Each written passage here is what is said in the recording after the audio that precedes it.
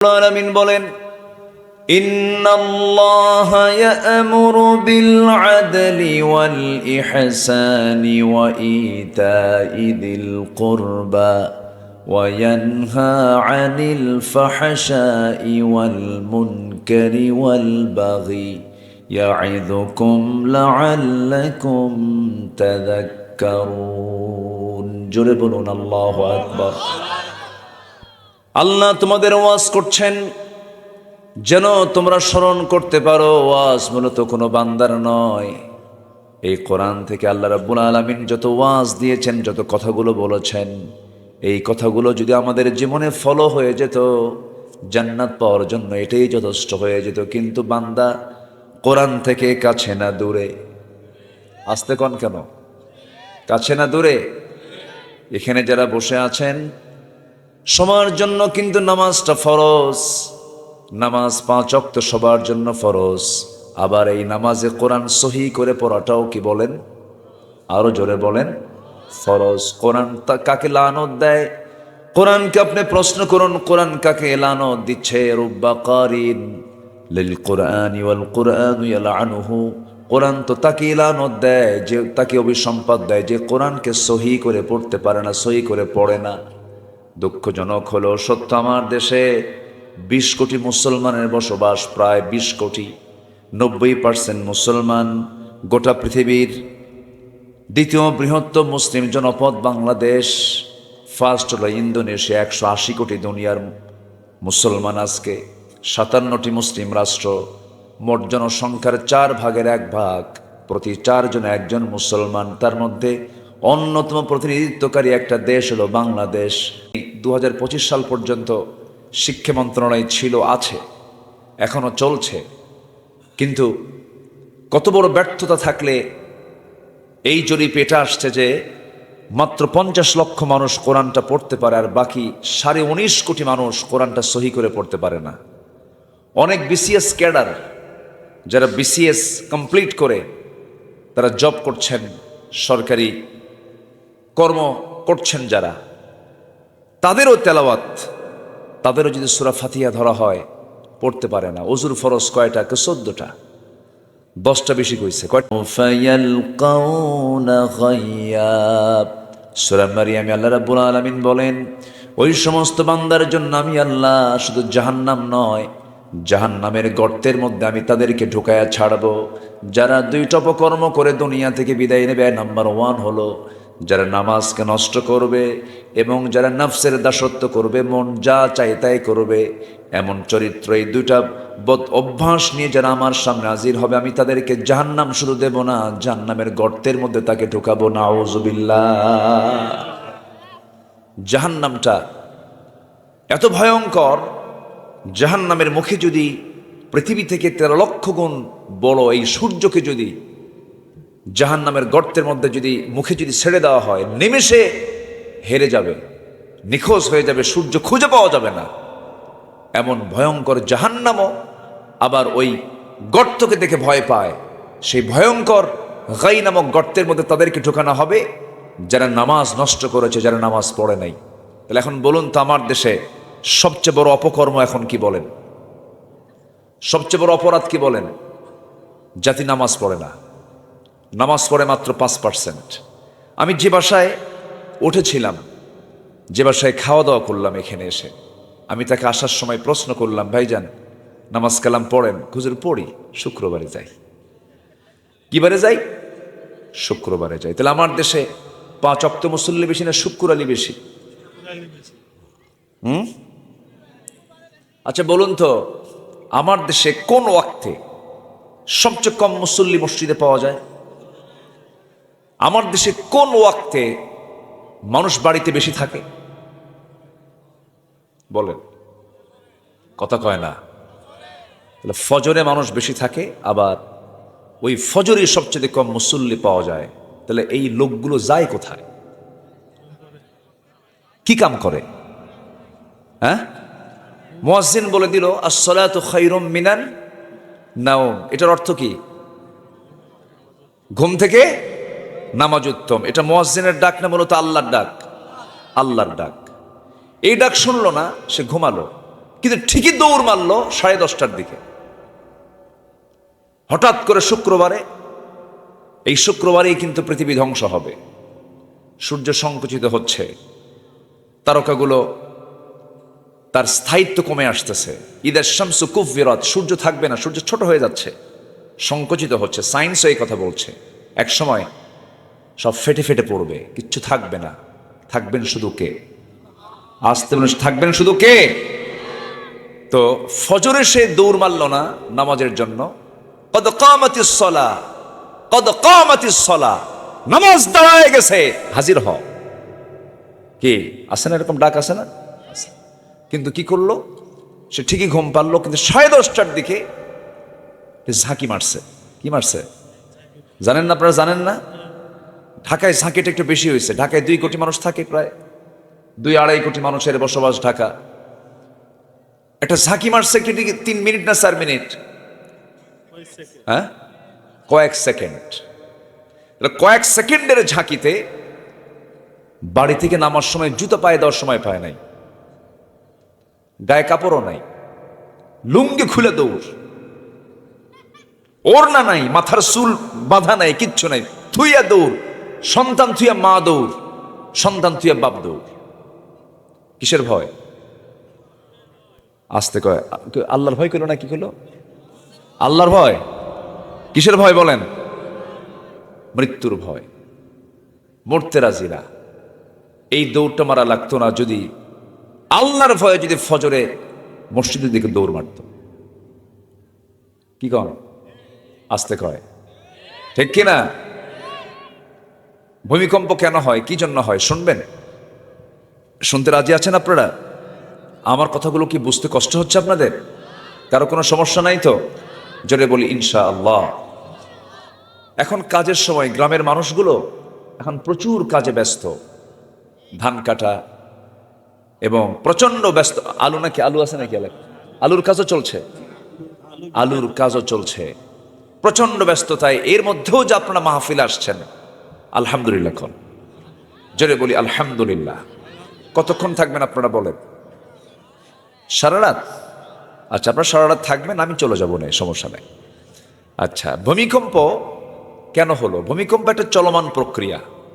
ভূমিকম্প এটা মাঝে মাঝে হবে, যেরকম সূর্য ওঠে ডোবে, ভূমিকম্প মাঝে মাঝে হবে। তবে আল্লাহ তাআলা ইচ্ছা করলে এটাকে ডিউরেশন কমায় দিয়ে এটার কম্পনি, এটার যে একটা শক ওয়েভ, এটাকে আল্লাহ পাক নিয়ন্ত্রণে, আল্লাহ পাক তার নিজের ক্ষমতায় রাখতে পারেন। কিন্তু ভূমিকম্প এটা চলমান প্রক্রিয়া, এটা চলবেই।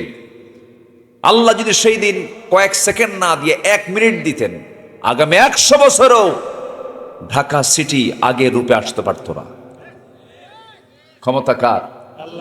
আসতে বলবেন, ক্ষমতা কার? আল্লাহ রাব্বুল আলামিন বলেন, ইযা যুলজিলাতিল আরদু জিলজালাহা ওয়া আখরাজাতিল আরদু আথকালাহা ওয়া ক্বালাল ইনসানু মা লাহা। জমিন প্রকম্পিত হবে একদিন, জমিন তার সব কিছু উদ্গীরণ করে দেবে, বের করে দেবে। যত সমুদ্রের নাম আমরা শুনেছি, সাবআতু আবহুর, 7 সমুদ্রের নিচে কিন্তু আল্লাহ পাক আগুন রেখে দিয়েছেন। যখন পৃথিবী যখন কিয়ামতের সম্মুখীন হয়ে যাবে, কিয়ামত যখন শুরু হবে, সমুদ্রের পানি ফেটে আগুন বের হয়ে যাবে। আল্লাহু আকবার বলেন। মানুষ এই চিত্রগুলো দেখে বলবে, অকালাল ইনসানু মা লাহা, মানুষ বলবে কি হলো? এত কিছু সাজালাম গোছালাম, এত সুন্দর নগরী করলাম, সিটি করলাম, এত কিছু করলাম, সব তো মাটির সঙ্গে মিশে গেল, কোনো লাভ হবে না।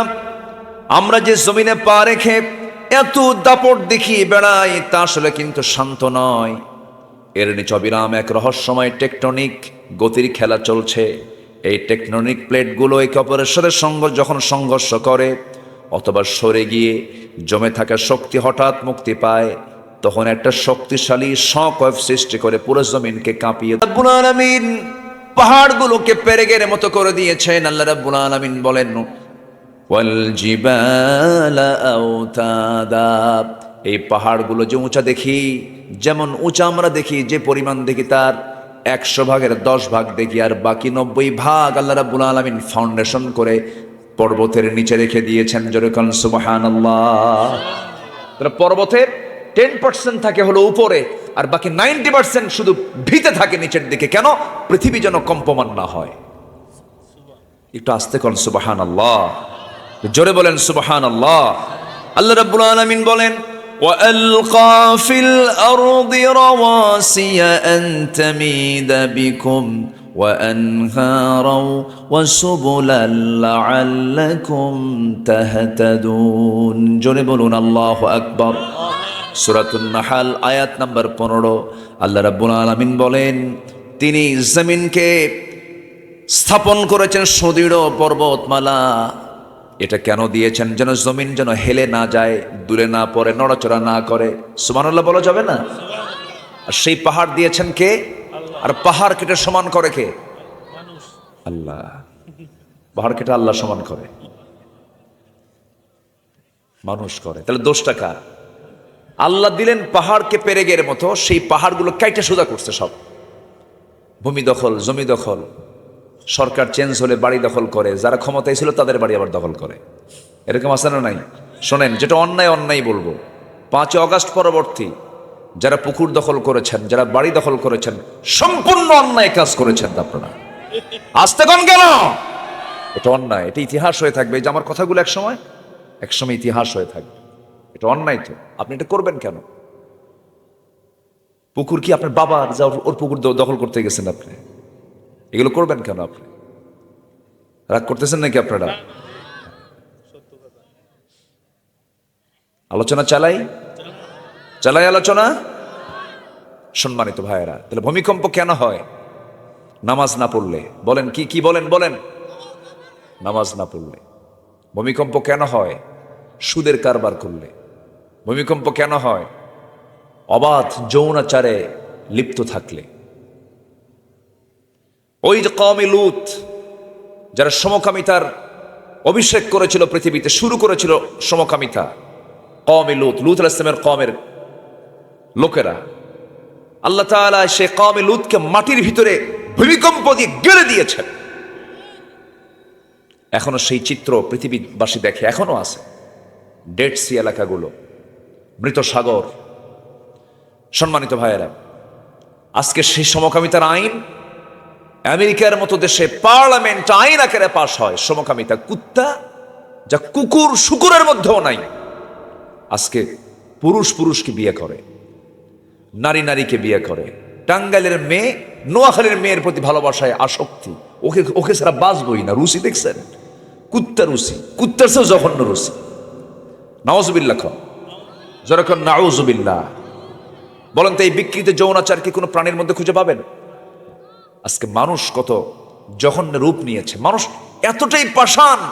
আমার দেশের কথাই বলি, মানুষের চারিত্রিক সীমা এত নিম্নগামী, এত নিম্নমুখী। হালুয়াঘাটে এক মহিলা আত্মহত্যা করেছে, সুইসাইড করেছে। এটা অন্যায়, এটা হারাম, এটা জাহান্নামের কাজ, চরম বড় কবিরা গুনাহ। ওয়ালা তুলকু বিআইদিকুম ইলা তাহলুকা, নিজকে তুমি ধ্বংসের দিকে ঠেলে দিও না। কার কথা? আল্লাহর কথা। আপনার এই মাথা থেকে পা পর্যন্ত এটা আমাকে দিয়েছেন। কে দিয়েছেন? এটা আমানত। এটা কি বলেন তো? আমানত। লাঞ্চ দিয়েছেন কে?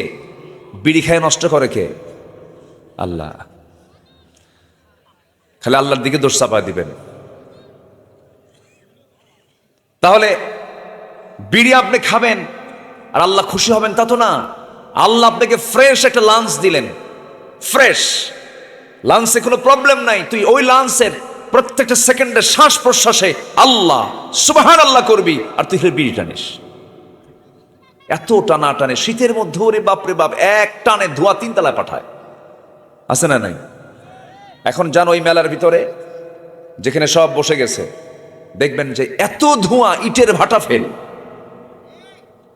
এটা কি বিশ্বনবীর উম্মতের চরিত্র কি এমন হওয়া যায়? এমন হতে পারে? আমরা সকল নেশা থেকে নিজেকে মুক্ত রাখবো। জোরে বলি ইনশাআল্লাহ, আর জোরে বলি ইনশাআল্লাহ। হালুয়াঘাটে একটা মেয়ে সুইসাইড করেছে। সুইসাইড করার পর ময়মনসিংহের ঘটনা, সে লাশটা মর্গে নিয়ে আসছে। মর্গে থাকা অবস্থায় এই মৃত লাশের সঙ্গে জেনা করেছে। মানুষ কত জঘন্য! 3 বছরের শিশু ধর্ষিতা হয়। আমরা কোন ইতিহাসে পাইনি, আমরা জাহেলি যুগের ইতিহাসে এগুলো পাইনি। মরা লাশ কবর থেকে তুলে ধর্ষণ করা হয়। একটা মানুষকে মেরে হাড়গুলোকে পৃথক করে, গোশতগুলোকে কেটে কেটে টুকরো টুকরো করে কবরের ভিতরে দিয়ে ফ্ল্যাশ করে নিশ্চিহ্ন করে দেওয়া হয়। তাও ঝিনাইদহের কালীগঞ্জের এক এমপির জীবনে এই লাইফে এই ঘটনা আসছে। কলকাতায় জানেন না আপনারা এই ঘটনাগুলো? মানুষ মানুষ এত হিংস্র যে মানুষ বাঘকে দেখে যতটুকু না ভয় পায়, আজকে মানুষ মানুষকে দেখে তার চাইতে বেশি ভয় পায়। হিংস্র হায়নাও ফেল মানুষের কাছে। এই যে আজকে এই নিউজ পেলাম, বাড়ি থেকে একটা মাকে জব করেছে, ছোট্ট ছোট্ট দুইটা বাচ্চাকে জব করেছে। আমার দেশে এগুলো চলছে কেন? কি জন্য? বান্দার মধ্যে শুধু একটার অভাব, সেটা হলো কার ভয় নাই? আসতে বলবেন না, কার ভয় নাই? আপনি কি জানেন একটা মানুষকে মেরে ফেললে তার অপরাধটা কি? একটা মানুষকে মেরে ফেলা মানে হলে ফাকাতালান নাসা জামিআ, সে যেন গোটা পৃথিবীর মানুষকে মেরে ফেললো। একটা মানুষের জীবনের মূল্য কত? আমাদের দেশের 2024-এর জুলাই পর্যন্ত যে সরকার ক্ষমতায় ছিল, সরকারটা ছিল কি বৈধ না অবৈধ বলেন তো? বৈধ না অবৈধ? ফ্যাসিস্ট, জালিম। 16 বছর আমি সাক্ষী, আমি দেখেছি চিত্রগুলো, কেমন করে পাখির বাচ্চার মতো গুলি করে মেরেছে, ব্রাশ ফায়ার করেছে হেলিকপ্টার থেকে। উত্তরার বেলকুনিতে বসেছিল মা, তার সন্তানকে কোলে নিয়ে চিত্র দেখছে। মার সন্তানের বক্ষ ভেদ করে পিঠ দিয়ে গুলি বের হয়ে গেছে, মা পরে টের পায়, দেখে সন্তান নাই। এই যে চিত্রায়িতগুলো করা হলো, সবকিছুর মূল কারণ হলো ক্ষমতায় টিকে থাকা। কিন্তু ক্ষমতায় টিকে থাকার মানে টিকে রাখার মালিক পৃথিবীর কেউ না। কে? আল্লাহ। আসতে বলবেন না, কে? আল্লাহ পাক। মানুষ অপরাধকে অপরাধ মনে করছে না, এর মূল কারণ হলো একটাই সমস্যা, সেটা হলো কার ভয় নাই? আসতে বলবেন না, কার ভয় নাই? মূলত মেইন হচ্ছে ইমানটা মজবুত নাই। ইমান নাই। কি নাই? কি নাই বলেন? ইমান নাই। সম্মানিত ভাইয়ের, অনেক কথা আছে, আস্তে আস্তে করে বলবো। আমাকে সময় দিচ্ছেন তো ইনশাআল্লাহ? আমি বহুদিন পর শিবগঞ্জ থানায় এসেছি। আমি এর আগে দাড়িদহ, ময়দানহাট্টা, ফাঁসিতলা, এরপরে মোহাব্বত নন্দীপুর, এরপরে কি বলে ওইদিকে আরো কোথায় কোথায় বিভিন্ন জায়গায়, হ্যাঁ দুপচাচি তো আরেক থানা হলো, বিভিন্ন জায়গায় মাহফিল করেছে, এসেছি। আসা হয় না, দেশের বিভিন্ন প্রান্তে যেতে হয়, তো এসেছি। আমি খুব আনন্দ পাচ্ছি। ওই যে আরেকটা আছে হলো কি বিহার আছে নাকি? হ্যাঁ, বাংলা বিহার, উড়িষ্যা, কিন্তু ওই বিহার না, এটা হচ্ছে শিবগঞ্জের বিহার। বিভিন্ন জায়গায় এসেছি, আগে অনেক মাহফিল করেছি। আল্লাহ পাক এই জান্নাতি মুখগুলো আল্লাহ পাক আমাকে আবার দেখার সুযোগ করে দিয়েছেন, বলি আলহামদুলিল্লাহ। তাহলে আল্লাহর গজব থেকে কি আমরা কি বাঁচতে চাই? আচ্ছা, বাঁচতে চাই, তাহলে নামাজ পড়তে হবে কয় ওয়াক্ত বলেন তো? কয় ওয়াক্ত নামাজ পড়তে হবে? 5 ওয়াক্ত নামাজ আমরা পড়বো, জোরে বলি ইনশাআল্লাহ। এবং আমাদের ঠিক করে ফেলতে হবে আমাদের নফসকে। আমাদের সবচেয়ে বড় সমস্যা হলো আমরা নফসের দাস হয়ে গেছি। নফস যা কয় তাই করি। ওরে মারি, ওরে ধরি। কিন্তু নফসের লাগাম ধরতে হবে, নফসকে আমরা কন্ট্রোল করব, জোরে বলি ইনশাআল্লাহ। আমি যে সাবজেক্ট কাজ নিয়ে আলোচনা করতে চাচ্ছি সেটা হলো, আমাদের সবচেয়ে বড় বিষয় হলো বাহিরের দিকটা সুন্দর করা দরকার না ভিতরটা সুন্দর করা দরকার? ভিতরটা যদি আলোকিত হয়, ভিতরের আলোটাই চতুর্দিকে ছড়িয়ে পড়ে। আল্লাহু আকবার বলেন। আমরা ভিতরটা সুন্দর করব, জোরে বলি ইনশাআল্লাহ। হিংসা করা যাবে? আসতে কয়, হিংসা করা যাবে? জমি কেনে একজন, ঘুম হয় না আরেকজনের, টেনশন, হাই ওই জমি কেমনে কিনলো, না আছে কিনা বলেন তো? আছে কিনা?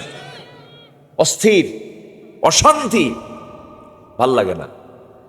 গ্রামের একটা ছেলে একটু মাথা চাড়া দিয়ে উপরে উঠেছে, ব্যবসা করে, অথবা ভালো একটা চাকরি পেয়েছে, এসপি হয়েছে, অথবা কলেজের লেকচারার হয়েছে, অথবা শিক্ষাবিদ হয়েছে, অথবা ভালো একটা প্রশাসনে চাকরি করে। তো ও ভালো একটা পজিশনে গেছে, আরেকজনের ঘুমই হয় না। ওর ছেলে কেমনে হলো রে বাবা, মানে অশান্তিতে ওর কাম সারা। আছে কিনা? এগুলো নফসের রোগ। এগুলো নফসের কি বলেন তো?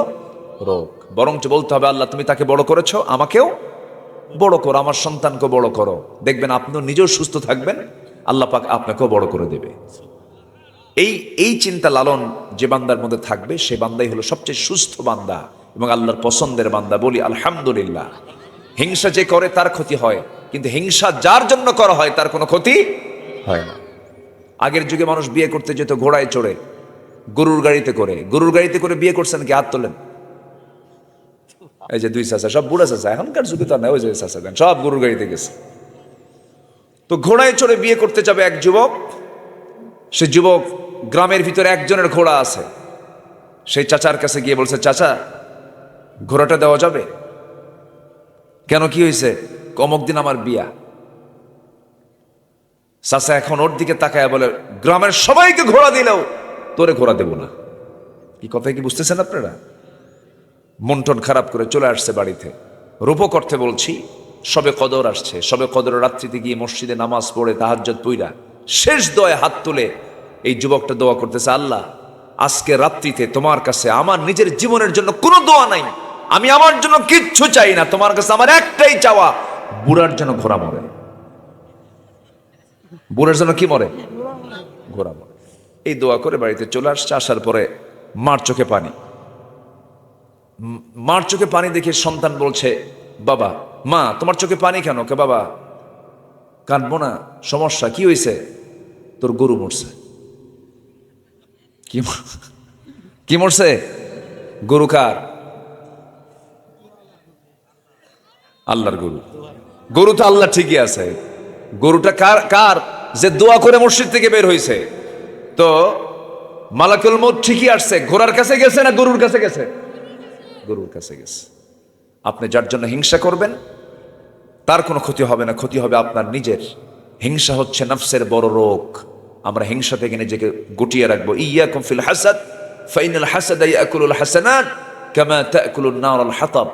হিংসা মানুষের সমস্ত আমলকে নাশ করে দেয়, ধ্বংস করে দেয়। হিংসা মুক্ত হৃদয় আমরা বানাবো, জোরে বলি ইনশাআল্লাহ। নফসের রোগ হলো অহংকার করা, নফসের রোগ হলো অবৈধ কামনা বাসনা করা। নিজের বইয়ের দিকে নজর যায় না, খালি মানুষের বইয়ের দিকে নজর যায়। হ্যাঁ, যায় না? এরকম যায় না?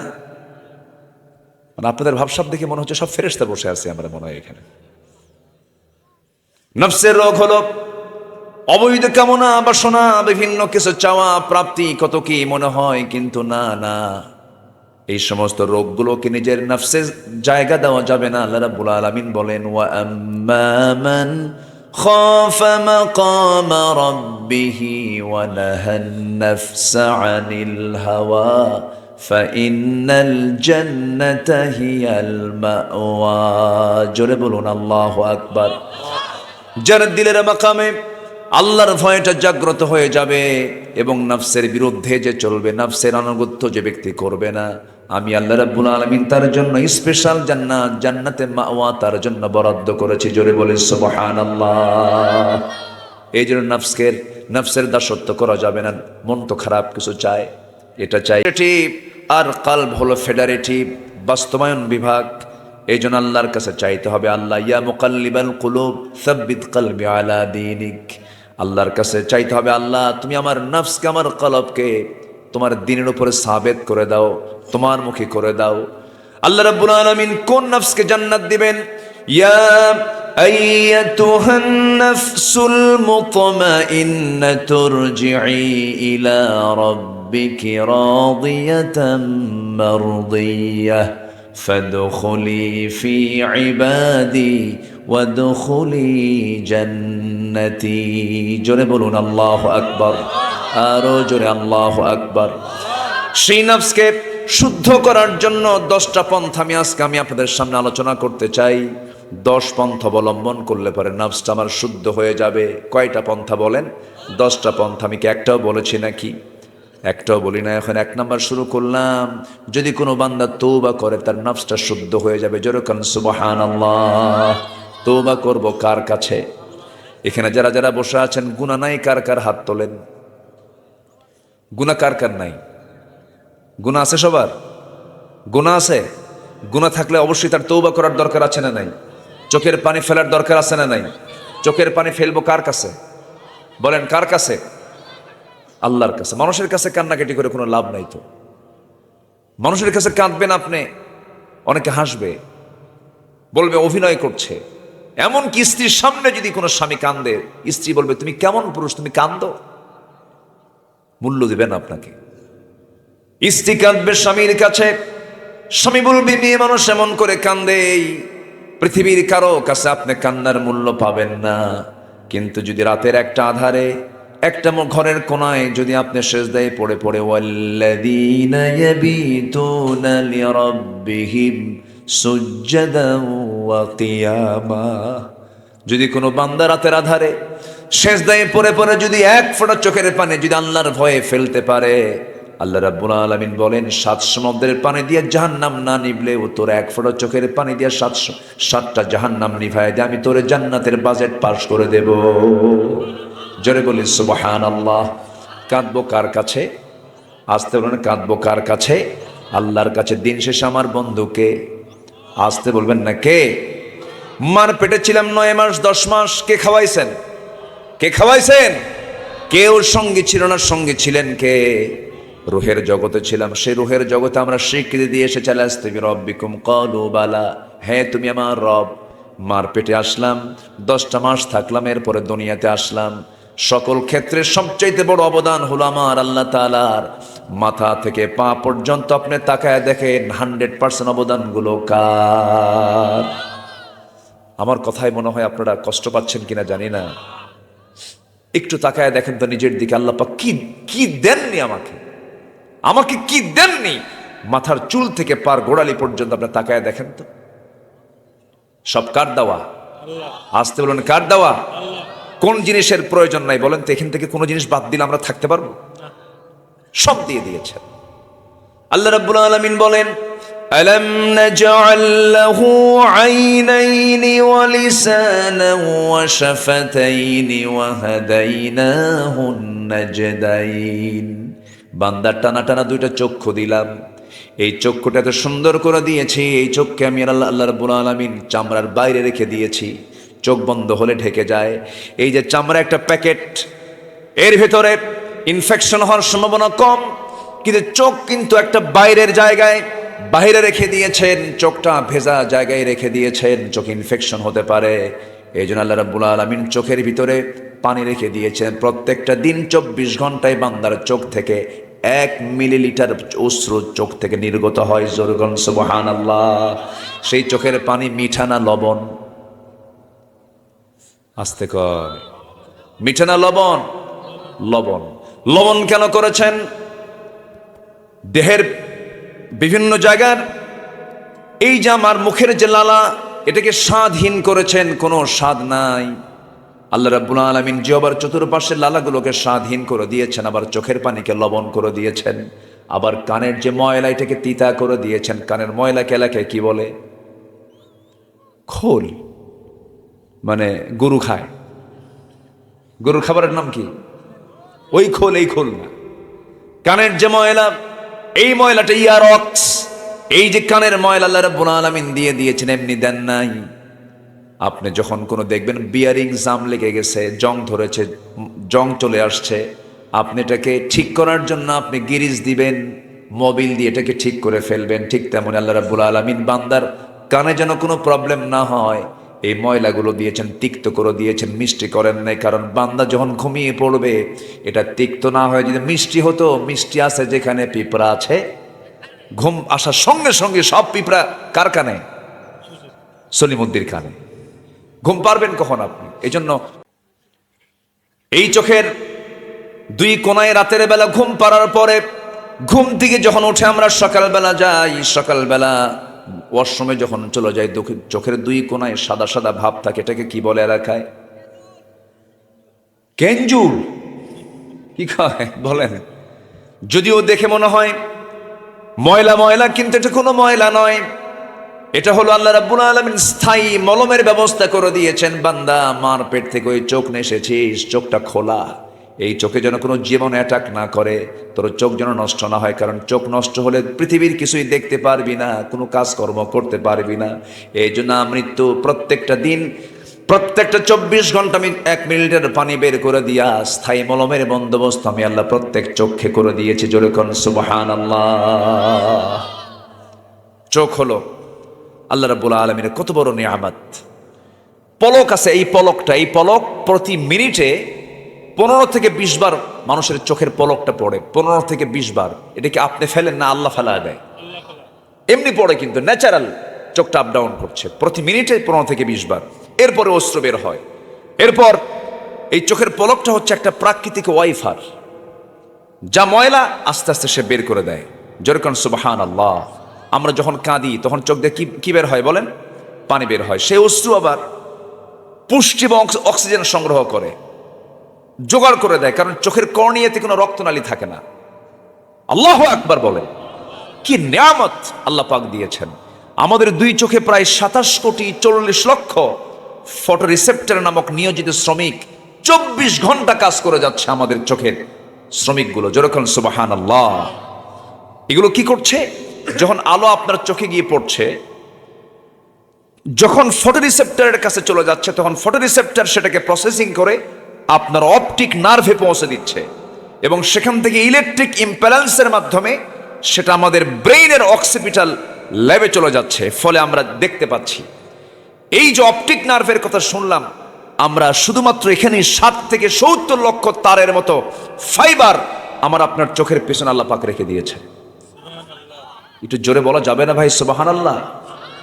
জোরে কোন সুবহানাল্লাহ। তাহলে শুকরিয়া আদায় করব কার? আসতে বলবেন না কার? ক্ষমা চাইব কার কাছে? সকল কিছুর অবদান একমাত্র কার? আল্লাহ পাকের। তওবা করব, চোখ দিয়ে যখন তাকাবো যদি কোনো ভুল হয়ে যায়, হঠাৎ করে একটা পরনারীর দিকে নজর গেছে, আস্তাগফিরুল্লাহ বলে ঘুরে দাঁড়াবো। একটা ভুল করে ফেলেছি, আস্তাগফিরুল্লাহ বলে ঘুরে দাঁড়াবো। এটার নাম হচ্ছে তওবা। এটার নাম কি বলেন তো? তওবা। তওবা প্রত্যেক বান্দার জীবনে থাকতে হবে প্রত্যেকটা দিন। আমার নবীজি সারা দিনে তুবু ইলাল্লাহি জামিআন ফাইন্নী আতুবু ফিল ইয়াউমি মিআত মাররা, আমি রাসূল সারা দিনে 100 বারেরও বেশি বার তওবা করি। আল্লাহু আকবার বলেন। এটা ছোট্ট ইতিহাস মনে পড়লো। এক মহিলা সাহাবী জেনা করে ফেলেছেন বিবাহিত অবস্থায়। জেনার শাস্তির দুটো ধরন। একটা হচ্ছে অবিবাহিত কোনো যুবক যদি জেনায় লিপ্ত হয়, তাকে মিআতে জালদা 100 দোররা মারতে হয়। মানে আড়ালে না প্রকাশ্যে? আজ থেকে আড়ালে না প্রকাশ্যে? প্রকাশ্যে। এটা এই হুকুমটা কে দিয়েছেন? আল্লাহ দিয়েছেন। আর আমার দেশে জেনার শাস্তি হলো, যদি কেউ জেনা করে, মানে পুরুষ এবং মহিলা যদি স্বেচ্ছায় ওদের ইচ্ছায় যদি কেউ জেনা করে, তাহলে এটা যদি মানে আইনের চোখে যদি চলে আসে, তখন এটার শাস্তি হলো 100 টাকা জরিমানা। কত টাকা? কত? 100 টাকা। আর ধর্ষণ করেছে, ধর্ষণের শাস্তি কিন্তু অনেক বিধর্মী রাষ্ট্রেও আছে, শক্ত শক্ত শাস্তি সেখানে আছে। আর আমার দেশে ইউনিভার্সিটির পবিত্র অঙ্গনে মানিক নামে একটা ছেলে জাহাঙ্গীরনগর ইউনিভার্সিটিতে ধর্ষণের সেঞ্চুরি করে মিষ্টি বিতরণ করেছিল। এই মানিককে তৎকালীন সরকার বলেছিল শাস্তি কি জানেন? দুষ্ট ছেলে, এগুলো করতে নেই। এতটুকুন শাস্তি দিয়েছে। আজকে যদি একটা ধর্ষকের শাস্তি যদি বাংলার জমিনে প্রকাশ্যে হতো, কোন যুবক উন্মাদনার দৃষ্টিতে কোন নারীর দিকে তাকানোর সাহস পেত। কিন্তু সেই বিধান কি আছে? আসতে বলবেন না। আছে, আছে, আছে। আজকে নামাজ পড়ে না জাতি, মাত্র 5% মুসলমান নামাজ পড়ে। যদি নামাজের সরকার যদি থাকতো, নামাজ কায়েম যদি থাকতো এই দেশে, 5% নামাজি হতো না, 95% নামাজি হতো, 5% বেনামাজি হতো। অতএব আমরা সব থেকে শেষ করেছি জাহান্নাম থেকে বাঁচার জন্য, আখিরাতে জান্নাত যাওয়ার জন্য। আগামীর সরকার আমরা দেখতে চাই নামাজের সরকার।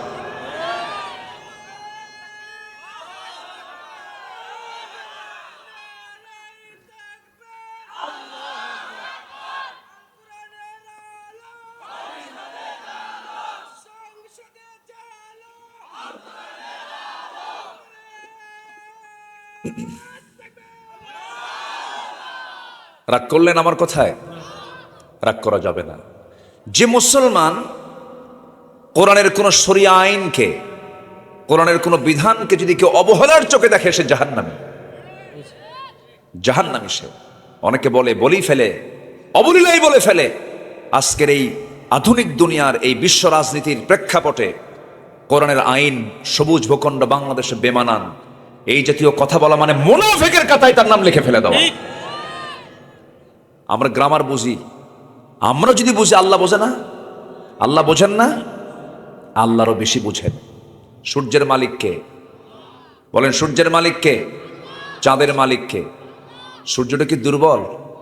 সূর্য কি ভেজা ভেজা মনে হয়? এটা পাল্টাও, আরেকটা সূর্য নিয়ে আসো।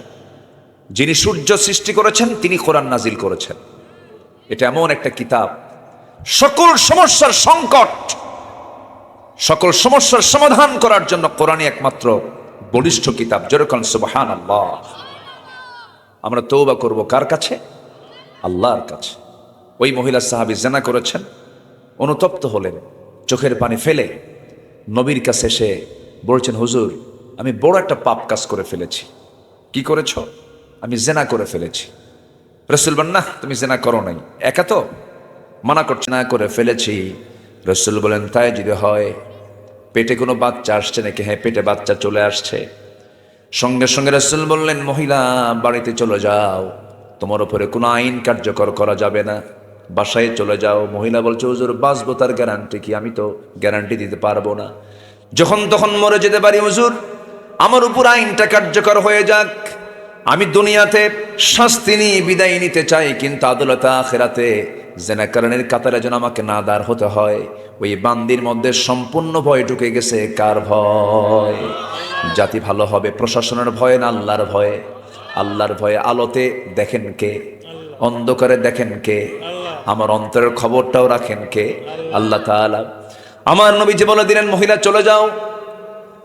মহিলা বাড়িতে চলে গেলেন, সেজদায় পড়ে পড়ে কাঁদেন, চোখের পানি ফেলে ফেলে কাঁদেন, তওবা করেন, বারবার নাজারি করছেন।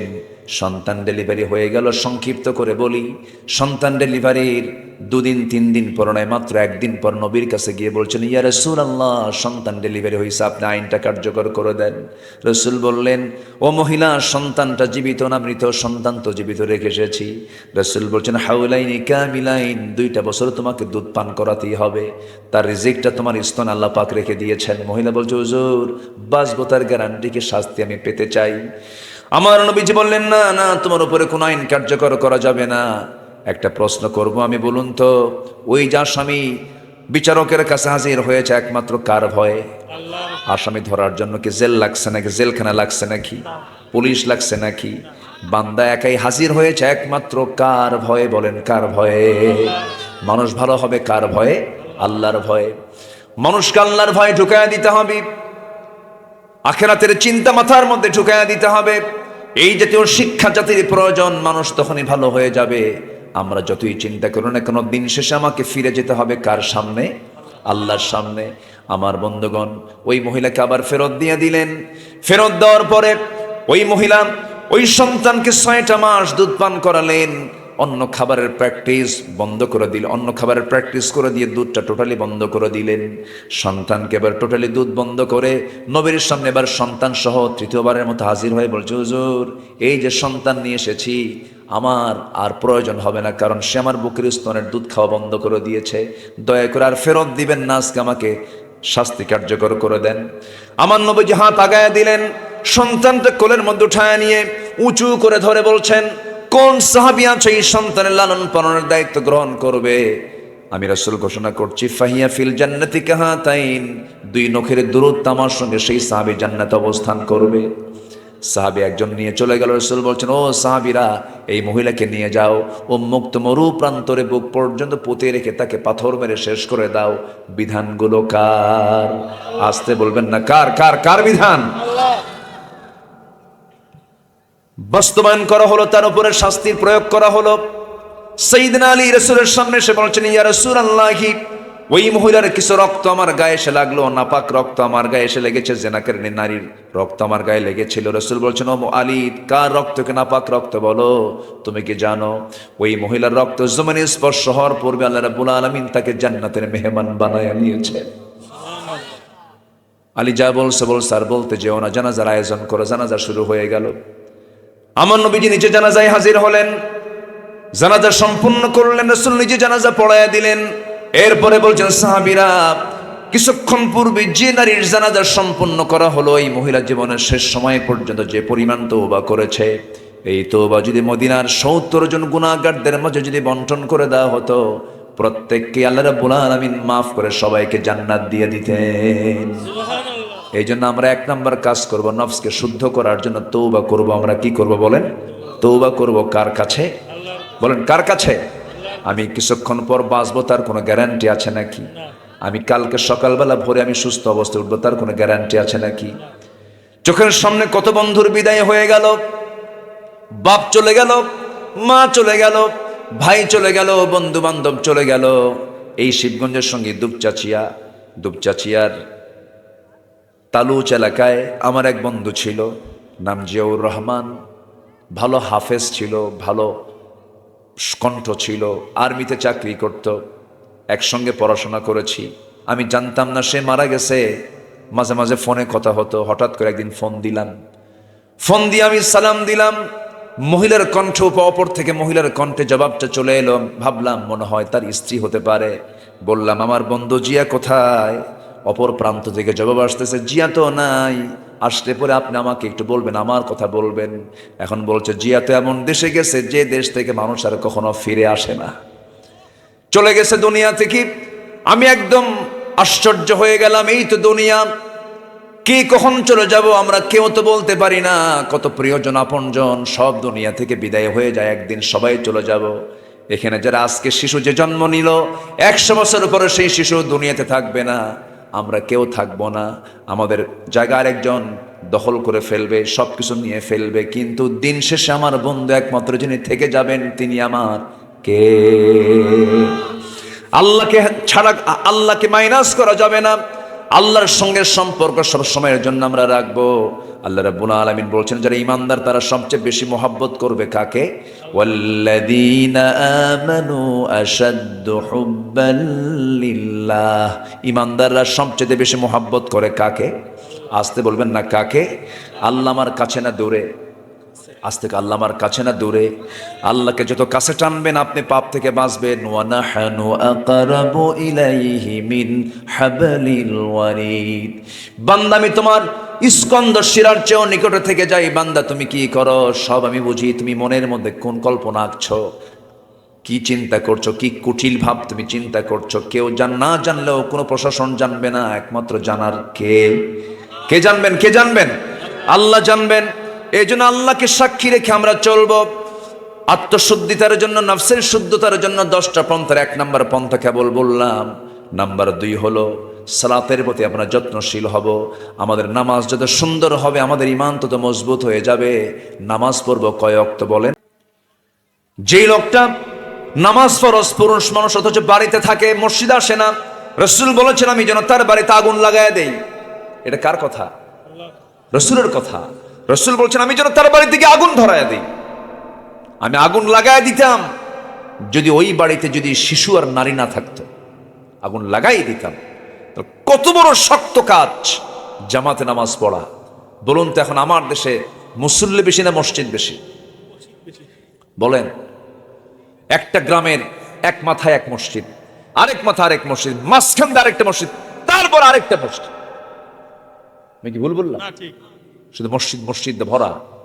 সে মসজিদগুলো কত সুন্দর, চাকচিক্যময়, টাইলস দিয়ে ভরা, এসি, শীতাতপ নিয়ন্ত্রিত মসজিদ। জুমার মুসল্লি একদম টুইটম্বর জায়গা হয় না। জুমার মুসল্লির প্রথম কাতারে সব বেনামাজিগুলো আসে জুমার দিন, বোঝেন নাই? মসমসা লুঙ্গি আর খদ্দরের পাঞ্জাবি আর হাইব্রিড জাতের 2.5 ইঞ্চি মোষের মোষ, বোঝেন নাই? মাথায় টুপি লাগায়া যায় নামাজ একটা ঘাড়ে দিয়ে মনে হচ্ছে আসমান থেকে কেবলই ফেরেশতা জিবরাইল নামলো। এরকম আছে না নাই? এই সমস্ত মুসল্লি হওয়া যাবে না। নামাজ পড়তে হবে কয় ওয়াক্ত? আসতে বলবেন না কয় ওয়াক্ত নামাজ? 5 ওয়াক্ত নামাজ আমরা পড়বো। জোরে বলি ইনশাআল্লাহ। আর জোরে বলি ইনশাআল্লাহ। নামাজ যার যত সুন্দর হবে ঈমান তার তত সুন্দর হবে। আমরা এই গ্রামকে, এই গ্রামের নাম কি? দুদাহার। দুদাহার মানে কি বুঝলাম না। দুদাহার, হ্যাঁ?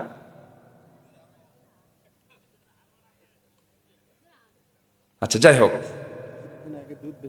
ও তাই না, আচ্ছা আচ্ছা, দুধের বিক্রি চলতো মনে হয় বেশি। জি জি, দুধ বিক্রি হতো, জান্নাতের খাবার। বলি আলহামদুলিল্লাহ, যেরকম আলহামদুলিল্লাহ। তবে দুনিয়ার দুধ খেলে পরে বুড়া বুড়া বেশি হয়, শিশু যুবক হয়, কিশোর হয়। কিন্তু জান্নাতের যে দুধটা পান করবেন, জান্নাতের দুধ খেলে পরে ওই লোক আর কোনোদিন বুড়া হবে না। কেউ তো সুবহানাল্লাহ বললেন না। জান্নাতের শরাব পান করলে পরে যৌবন ডাবল হয়ে যাবে। জান্নাতের মধু পান করলে পরে চামড়ার যে একটা সৌন্দর্য আসবে, কোনোদিন নষ্ট হবে না। আল্লাহ পাক জান্নাতের মধ্যে 4টা নহর রেখেছেন। কয়টা নহর? মধু, দুধ, এরপরে পানি এবং শরাব। দুনিয়ার মদ না, দুনিয়ার মদ খেলে তো মাতাল হয়ে যায়। দুনিয়ার মদ খেলে কি ঠিক থাকে? চোখগুলো লাল হয়, চোখ বের হয়ে যাওয়ার মতো হয়। পাপ করলে পাপ তাকে ঘেরাও করে ফেলে। বিড়ি খেলে ঠোঁট কালো হয়। বিড়ি খেলে কি হয়? তুই বিড়ি খাবি, তোর ঠোঁট দেখে মানুষ বলবে বিড়ি খোর। মদ খাবি, তোর চোখ দেখে বলবে পাক্কা মদ খোর। ঠিক কিনা বলেন? আল্লাহ পাক পাপের চিহ্ন ঢুকায় দেন। আপনি কোন ড্রিঙ্কস করবেন, আপনার ব্লাডে সিগন্যাল চলে আসবে এই লোকটা মাদক সেবী। আপনি যে কোনো নেশা করবেন, রক্তে এটার সিগন্যাল চলে আসবে, রক্তে পজিটিভ চলে আসবে যে এটা মাদক, সে মাদকাসক্ত। যদি গভর্নমেন্ট এমন আইন করত, ইসলাম যদি সরকারের ক্ষমতায় আসে, এই আইনই চলবে, তখন বলবৎ হবে। কোন ব্লাডে যদি মাদকের কোন যদি পজিটিভ যদি পাওয়া যায়, গভর্নমেন্ট কোন চাকরি সে কোনোদিন করতে পারবে না। নেশা থাকবে, নেশা কেউ করবে, সদ্য গোষ্ঠী করবে না, যেহেতু জীবনই শেষ হয়ে যাবে। আসল জায়গায় কাজ করতে হবে। আসতে কোন কেন, আসতে কোন কেন? 1000 বছর সুদের বিরুদ্ধে ওয়াজ করে আপনি সুদ বন্ধ করতে পারবেন না। যদি সংসদে একটাবার যদি সুদ নিষিদ্ধ করা হয়, কোন গ্রামে গঞ্জে একটা সুদের গন্ধ পাবেন না আপনি। রাগ করতেছেন নাকি আপনারা? মদের দোকান আমার বগুড়া জেলায় আছে না নাই বলেন তো আমাদের? বলেন বলেন, আছে কিনা বলেন? মনে হয় সিরাজগঞ্জে নাই, নওগাঁতে নাই। মদের দোকানদারের মালিক কারা? নামের আগে মোহাম্মদ আছে না নাই বলেন তো? হাজি মোহাম্মদ আছে, কিন্তু মদের দোকানদার। আবার আমার দেশে এমনও হুজুর আছে, মদের দোকান উদ্বোধন হবে, হুজুরকে দাওয়াত দেয়, দোয়া করে আল্লাহ এই দোকানে কাস্টমার বাড়ায় দাও। আছে, এরকমও আছে। এগুলো করা যাবে না। আমরা ইমানদার, আমরা ইমান নিয়ে চলবো। জোরে বলি ইনশাআল্লাহ, আর জোরে বলি ইনশাআল্লাহ। সবাই কি নামাজ পড়তে রাজি আছেন ইনশাআল্লাহ? কয় ওয়াক্ত নামাজ? আমরা দুধারের গ্রামকে বেনামাজি মুক্ত দেখতে চাই। সবাইকে রাজি আছেন তো ইনশাআল্লাহ? ফজর নামাজ বাস্তবায়ন কমিটি করবেন। যুবকরা তোমরা প্রস্তুত হয়ে যাবা। কারা কারা নামাজ পড়ো না তাদের তালিকা করবা। যেদিন দুধারের গ্রামের মসজিদে জোহরের চাইতে ফজরের মুসল্লি বেশি হবে, সেদিন থেকে আমি হলফ করে বলতে পারি এই গ্রামে কোনো মাদক, নেশা, চুরি, অসামাজিক জিনার মতো কাজ, সব কাজ বন্ধ হয়ে যাবে। একমাত্র নামাজই পারে মানুষকে ভালো রাখতে। আল্লাহ তুমি এই গ্রামকে বেনামাজি মুক্ত করে দাও। জোরে বলি আমিন। নামাজি বানায় দাও। জোরে বলি আল্লাহুম্মা আমিন। আমি খুব কষ্ট দিয়ে শক্ত ভাষায় কথা বলছি, রাগ করতেছেন কিনা আমি জানি না। আচ্ছা, দুটো চলে গেল। নাম্বার 3 হলো রোজা রাখা। নফসকে শুদ্ধ করার জন্য মাঝে মাঝে রোজা রাখতে হবে। যুবকরা, আজকে দুনিয়াতে ফিতনা প্রচুর। আমি মাহফিল আজকে যুবকদের বেশি দেখছি। প্রচুর ফিতনার দুনিয়ায় তোমরা আসছো। এই জামানায় ঈমান রক্ষা করা খুব কঠিন ব্যাপার, প্রচুর কঠিন। মেয়েদের গায়ে কাপড় চোপড় আছে এখন? আসতে কয়, মেয়েদের গায়ে কোনো কাপড় চোপড় আছে? আচ্ছা, গড়ে ফেরেছে গায়ে কাপড় বেশি কি নারীদের না পুরুষের? পুরুষের গায়ে কাপড় বেশি। পুরুষরা বেশি ঢেকে থাকে, আর মেয়েদের গায়ে কোনো কাপড় চোপড় নাই। আবার কিছু কিছু পুরুষ আছে, বউদেরকে, নিজের বউ নিজের ঘরে না রেখে পর পুরুষকে দেখাতে খুব পছন্দ করে। এরকম কিছু পুরুষ আছে না নাই বলেন তো? আছে। বউটাকে উলঙ্গ করে, অর্ধলগ্ন করে হুন্ডাই তোলে R15-এ। R15-এর ড্রাইভিং সিটটা আবার আন্ডারগ্রাউন্ড। ড্রাইভিং সিটটা এত নিচে ও দেখাই যায় না। আর প্যাসেঞ্জার সিটটা হলো 3 তলায়। 3 তলায় বউটাকে লাল লিপস্টিক লাগায় দিয়া, লাল একখান শাড়ি পরায় দিয়া, মাথার চুলটা ছেড়ে দিয়া হুন্ডাই তোলে। হুন্ডাই তুলে আবার ওইদিকে হুন্ডার আওয়াজগুলো কম এখন, তা আওয়াজ যদি না হয় মানুষ তো দেখতে পারবে না। হুন্ডার দোকানে গিয়ে বলে পাইপ খুলে দে। স্যালেঞ্জারটা খুললে পরে ভটভট আওয়াজ হবে। বাস দিল একখান টান, এক টানে মহস্তান গড়। জাতিকে দেখায় দিল জাতীয় সম্পদ নিয়ে যাচ্ছে, দেখ সব। বউকে জাতীয় সম্পদ? হ্যাঁ, এই নোংরা চরিত্রের কিছু পুরুষ আছে না নাই? এরা সমাজটাকে রুগী বানায় ফেলে। যুবকরা, যৌবন নষ্ট করবা না। নিজ কুদরতে সমস্ত দরজাগুলোর তালা পটপট করে খুলে দিলেন। যেরকম সুবহানাল্লাহ। ওরে চিনেন? আলহামদুলিল্লাহ। বক্তা বক্তার মাহফিলে থাকে, ও নিজে তো বক্তা। তো বলি আলহামদুলিল্লাহ, মাশাআল্লাহ। ওয়াজ তো শেষ হয়ে গেল আমার, মাশাআল্লাহ। তাহলে যুবকরা মাঝে মাঝে রোজা রাখবা না ইনশাআল্লাহ? বিয়ের প্রয়োজন হলে বলে ফেলবা, বাড়িতে একদম ফ্র্যাঙ্কলি বলে ফেলবা যে বিয়ে করাও। কি কিচ্ছু কয় না এখানে। কি মানুষ, কি বুড়া মানুষ না যুবক মানুষ আছে নাকি? কিছু তো কয় না। বিয়ের কথা বলি, কিছুই তো কও না তোমরা, ঠিক কি না? বুড়া চাচাও কয় ঠিক। জি, বিয়ে একটা নিয়ামত, বলি আলহামদুলিল্লাহ। বলেন জোরে, বলি আলহামদুলিল্লাহ। বৈধ সম্পর্কের মজা আছে না নাই বলেন তো? বৈধ সম্পর্কের একটা আনন্দ আছে না নাই? আচ্ছা, পিছনের দরজা দিয়ে যাবা না, সামনের দরজা দিয়ে যাবা। নোংরামি করবা না। Imo, Line, Viber, Messenger, WhatsApp, Instagram, Kurigram দরকার নাই যাওয়ার। এগুলো বাদ দাও।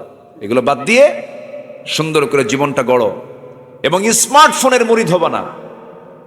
স্মার্টফোনের মুরিদ যদি হও তাহলে শেষ। তুমি যদি স্মার্টফোনকে তুমি যদি চালাও এটা ঠিক আছে, তোমাকে যদি সে চালায় তোমার ধ্বংস। পর্নোগ্রাফিতে আসক্ত হবা না, এগুলো ফ্র্যাঙ্কলি বলা উচিত।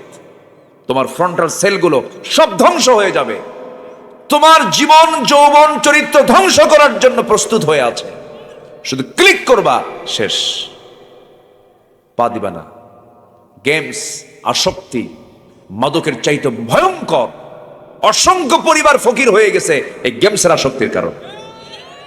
এগুলোর দিকে যাবা না। ফ্রি ফায়ার, পাবজি, আর কি আছে, ক্যাসিনো, এগুলোর দিকে যাবা না। আল্লাহ, তুমি যুব সমাজকে এই অপসংস্কৃতির আগ্রাসন থেকে যুব সমাজকে তুমি আল্লাহ হেফাজত করো। জোরে বলি আল্লাহুম্মা আমিন। আত্মশুদ্ধিতার জন্য 10টা পন্থা। নাম্বার 1 কি বলেছি বলেন? তওবা। নাম্বার 2 কি বলেছি বলেন? নামাজ। নাম্বার 3 শুধু রমজান মাসের প্রত্যেক সপ্তাহের সোমবার, বৃহস্পতিবার মাঝে মাঝে রোজা রাখলে আল্লাহ পাক সুস্থ রাখবেন, দিলও সুস্থ থাকবে, দেহ সুস্থ থাকবে। আল্লাহু আকবার বলেন। আমরা করব এগুলো কাজ। নাম্বার 4 হলো আল্লাহর জিকির করা। আল্লাহর জিকির করলে কি হবে? আল্লাযীনা আমানু ওয়া তাতমাইন্নু কুলুবুহুম বিযিকরিল্লাহ আলা বিযিকরিল্লাহি তাতমাইন্নুল কুলুব। জোরে বলুন আল্লাহু আকবার। সূরাতুর রা'দ আয়াত নাম্বার 28 আল্লাহ রাব্বুল আলামিন বলেন, ঈমান যারা আনবে আল্লাহর স্মরণে তাদের অন্তর প্রশান্ত হয়ে যাবে, এবং এই অন্তর প্রশান্ত হৃদয়টাই হবে একমাত্র প্রশান্তির জায়গা, মূল তৃপ্তির জায়গা। এই জন্য জিকির করব সর্বক্ষণ কার? আসতে বলবেন না, কার? আল্লাহর। নাম্বার 5 হলো কোরআনের সঙ্গে সম্পর্ক বাড়াতে হবে।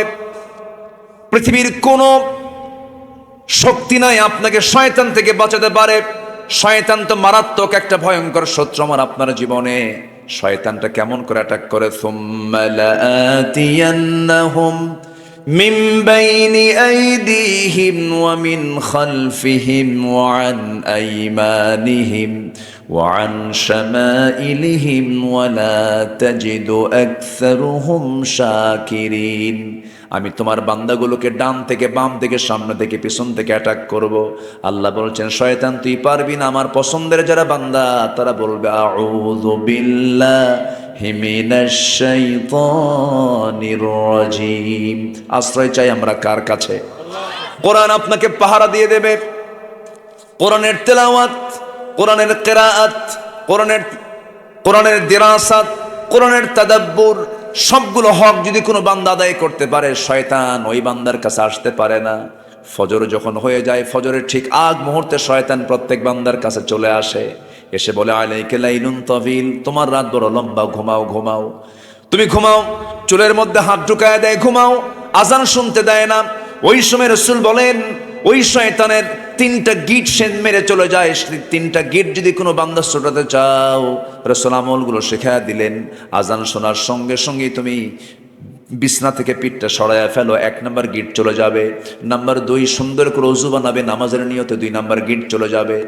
নাম্বার 3 হলো শয়তান যে 3টা গিট মেরে চলে গেল, 3 নাম্বার গিট সরে যাবে যখন তুমি নামাজের নিয়তে ওযু বানায় মসজিদের দিকে রওনা করে নামাজ শেষ করে ফেলবে।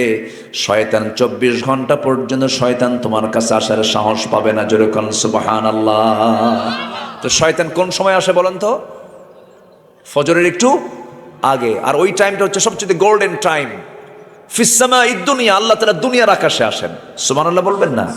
আল্লাহ বেশি আসেন না আমরা বেশি যাই? বলেন বলেন বলেন।